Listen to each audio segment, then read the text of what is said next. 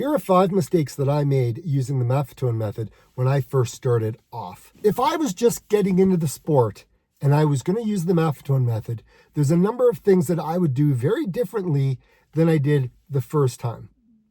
So let me explain. Hey, it's David with the Plant Powered Runner. I've been using the Maffetone method on and off for 4 years.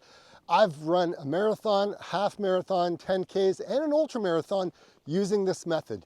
I know it works. However, there are a few things that you'll probably want to know before you start using this method, because I didn't understand a lot of things about this. And I got a lot of things not necessarily wrong, but I did a few things that I probably could have done a little bit better with regards to my training, and I want to share it with you so that way you don't go through some of the same things I went. Yes, we all have to learn our lessons, and I think I've learned my lessons over the years. And I'm on a new adventure to try to improve my running and go from about a 7-kilometer pace down to about a 5:30 pace, just running in my low heart rate training zone between 138 and 148. I got a lot of work to do. I'm not too sure how it's all going to pan out, but you know something? I know it works, and I know me.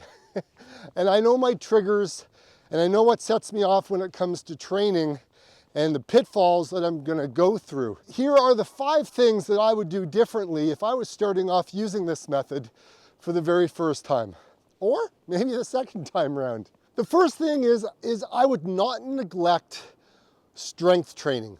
I can't emphasize this enough. I did a lot of running. I did over 500 kilometers in 1 month.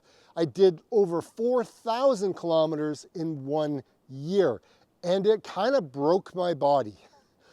Yes, I was a strong runner, but I could have been stronger, and I probably would have been more flexible. I think it would have been more resilient to the aftermath of running my ultra marathon and not getting injured and kind of going through these spurts over the last number of years. So I think if you hang out in the gym for a couple of days out of the week, I think that would be a very beneficial thing to do. And you can get in there and start lifting heavy, right? You can be a little bit complex when you're in there as well, but I would say, look, if you can do about 8 sets of 3 reps of all of these different types of running exercises, I think, and this is what I'm embarking on right now, is I think it would help me so much more in protecting a lot of my joints, making me stronger so I can actually run up the hills and I'll be stronger for it. Look, lunges, squats, deadlifts, these are all great things, but you can't neglect the core. Core muscles, right? You can do Russian twists, you can do planks, you can do side planks, push-ups, shoulders for shoulder, for movement. Look, I am not a personal trainer, and I'm not a doctor or a coach or anything like that. I'm a guy who's actually started running because I was overweight and I needed to lose weight. I needed to feel better. I felt awful, and I just wanted to kind of change my life. And so I started on this whole running journey, and it's taken me into a lot of places. Hence, here we are on YouTube. Anyways, I digress. So let's get back into number 2. I would suggest you have a plan. Yes, we don't fail to plan. We don't plan to fail. We fail to plan. And that is a big thing for, I think, a lot of us. I know it is for me. So I need to make sure that I know what I'm doing. I know what the end result wants to look like. So if I put it down on paper, come up with a training plan, know what my end result is, I can work backwards all the way to the beginning and have a well-rounded plan to get me to where I want to go. So if I want to run a marathon in the springtime, well, I'll work backwards. Okay, what's the date of my marathon? Put it on the calendar, and then I'll work backwards. And then from there, it could be like a 17-week plan. Heck, I don't even know. I mean, I've used different plans in the past, but I mean, you know what I mean, right? You can just come up with a plan and stick to it and see how it goes, right? And if you need some time off during that, those training blocks, then take it. Like, you just can't be so rigid with it. And you have to have number 3 in place. You have to set your expectations, right? You know, having a plan is one thing, but setting your expectations, knowing that this is a training plan that's going to get you somewhere, right? To whatever whatever result you want, or whether you're training for a race or a marathon, or you just want to lose weight, get stronger, feel better, run for your mental health, whatever it is, right? So set your expectations wisely, right? Don't overstep those, right? Set them so that way you can achieve them, because when you start achieving your goals, your expectations are, I don't know, your life becomes so much better when you do that. Make sure you have the time to train, because if you don't have the time to train, there's no point in even trying to do this, right? The Maffetone method takes a while to build your aerobic base, okay? It's not just, 2 weeks in, you're gonna, reach your goal. No, it took me a year to get from like 8:34 per kilometer all the way down to 5:30 something a kilometer pace while running. So, and that's all at a low heart rate of 138. Now, that's a number of years ago. Things have changed.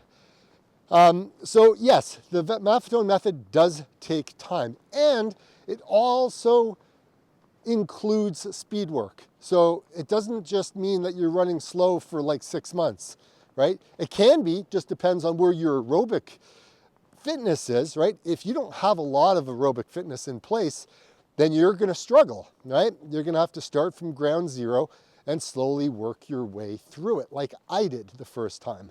It was fun, but it wasn't fun. Like, it was frustrating sometimes. But, at the end of the day, you're doing this for yourself. It should be fun. You shouldn't have these hard expectations on yourself. You want to make sure that you can reach, your goals without quitting, right? You want it to be sustainable. And that's what I needed it to be for me. Number 4, the biggest reason that you're not going to see results if you use the Maffetone method, or you're running in zone 2 using heart rate training, is your weight. I know this first time, guys. I know it hand through, I know it, because that's where I am right now. I've gained weight. I've let myself go because crap came into my life and I was so stressed, I just couldn't handle everything. So I started to comfort food eat. Right? So we're all different, and that's just my vice. That's what happens to me. And it's been a long go. And, it's at the hospital, family members. I don't want to get into all the details, but it's too close to home for me. Like, it's actually kind of at home, and it's scary. And I'm trying my best to hold it all together. So know that it's going to take a while to do the Maffetone method, but also know that weight is going to play a big result. So if you keep feeding your face full of food, look, you're not going to lose it. You're not going to lose it. You're going to run, and then you're going to come home, and you're just going to keep eating. Like, you're not going to be hungry because you're running slow. If you're running fast, right? If running fast, I come back from a run and I'm so hungry. But if I run slow in my MAF zone, in my zone 2, then I'm not hungry. I'm not that hungry. So that's great, but you got to keep the stress level. You got to figure that out, because you're not going to see results if you're fully stressed. That's a big one. I've learned those two I've learned the most, and those will hurt you in your training. You have to be able to mitigate the food that you keep consuming and the stress that you're under, whether it's health related, family related, financially related, whatever it is. you, you got to figure that part out, because it will show in your heart rate, and your heart rate will be much higher, and you're going to be going, what the heck is wrong with me, right? This thing doesn't work, and then you're going to give up. And meanwhile, it does work. You just need to know these things. And number 5, don't give up just because you don't see results.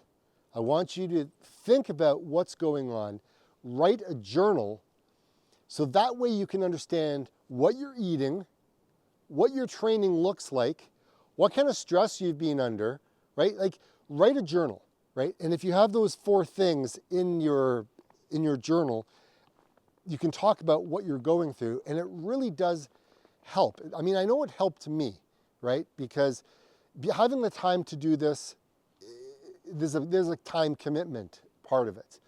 But writing it down on paper makes all the difference, and you can really see the results on paper, on STRAVA, you know, whatever it is, and you'll be able to look at it and go, yeah, no wonder, it makes sense, right? Adjust. You got to be flexible. So that's the last one. You got to be flexible.